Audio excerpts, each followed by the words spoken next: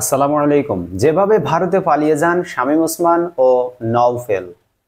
ছাত্র জনতার গণঅভ্যুত্থানে শেখ হাসিনার নেতৃত্বাধীন আওয়ামী লীগ সরকারের পতনের পর বিভিন্ন উপায়ে দেশ থেকে পালিয়েছেন সাবেক মন্ত্রী, এমপি সহ দলটির অনেকেই।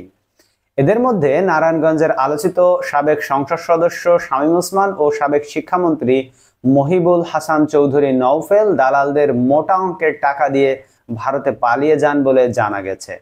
গত ৩ আগস্ট শামীম ওসমান দেশ ছেড়েছেন বলে চাউর হয়েছিল, কিন্তু তিনি সেদিন ধানমন্ডিতে আওয়ামী লীগ সভানেত্রীর কার্যালয়ে দলের সাধারণ সম্পাদক ওবায়দুল কাদেরের সংবাদ সম্মেলনে উপস্থিত হয়ে সাংবাদিকদের জানান তিনি দেশেই আছেন। ৫ সেপ্টেম্বর সরকার পতনের ঠিক ১ মাসের মাথায় তাকে দিল্লির নিজামুদ্দিন আউলিয়ার দরগাহে দেখা গেছে। জানা গেছে, সরকার পতনের পর শামীম ওসমান দালালদের সহায়তায় রাতের আধারে বোরকা পরে ভারতে পালিয়ে যান। তিনি এখন দিল্লি অবস্থান করছেন। দালালদের সহায়তায় গত ৮ সেপ্টেম্বর নওফেল ও বিপ্লব বড়ুয়া ভারতে পৌঁছান। পরে তারা বারাসাত এলাকায় চট্টগ্রামে জন্ম নেওয়া ভারতীয় নাগরিক জনৈক জুয়েলের বাড়িতে গিয়ে ওঠেন। এক পর্যায়ে ভারতে চিকিৎসাধীন বিপ্লব বড়ুয়ার ভাই এবং চট্টগ্রাম মেডিকেল বিশ্ববিদ্যালয়ের উপপরিচালক বিদ্যুৎ বড়ুয়া সেখানে এসে তাদের সঙ্গে যোগ দেন। স্থানীয় লোকদের সঙ্গে কথা বলে জানা যায়, সাতক্ষীরা, কলারোয়া, দেবহাটা, কালীগঞ্জ ও শ্যামনগর উপজেলার সীমান্তের কয়েকটি জায়গা মানব পাচারের জন্য দালাল চক্রের স্বর্গরাজ্য হিসেবে পরিচিত। স্থল ও জলপথে এসব এলাকা দিয়ে অনেকটা প্রকাশ্যে সীমান্ত পারাপার হয়ে থাকে। স্বাভাবিক সময় এসব ঘাট দিয়ে পাসপোর্ট ছাড়া ভারত যেতে মাথাপিছু ১০ থেকে ৫০ হাজার টাকা খরচ হয়। তবে বর্তমান পরিস্থিতিতে টাকার অঙ্ক বেড়েছে। আওয়ামী লীগের নেতারা ৫ থেকে ২০ লাখ টাকা চুক্তিতে ভারতে ঢুকছেন।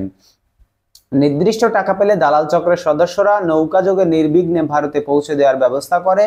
পরে ভারতীয় অংশের দালালরা গোপন পথে শহরে যাওয়ার বাস রুট দেখিয়ে দেয়। কেউ কেউ ভারতে গিয়ে মাসিক চুক্তিতে কারো বাসা বাড়িতে নিরাপদে থাকার ব্যবস্থাও করে দেয়। মানে দালালরা সবই পারে। জানতে চাইলে কলারোয়ার ভাদি আলী সীমান্ত এলাকার বাসিন্দা লুৎফুর আলী বলেন, সন্ধ্যার পর থেকে এলাকা অরক্ষিত থাকে।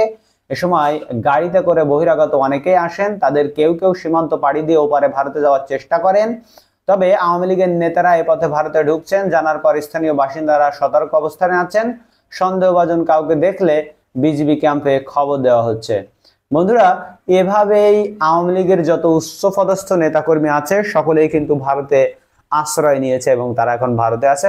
আপনারা সকলেই অবগত আছেন, সেনাবাহিনী তাদেরকে আশ্রয় দিয়েছিল, সেখান থেকে আস্তে আস্তে তারা ভারতে চলে গিয়েছে।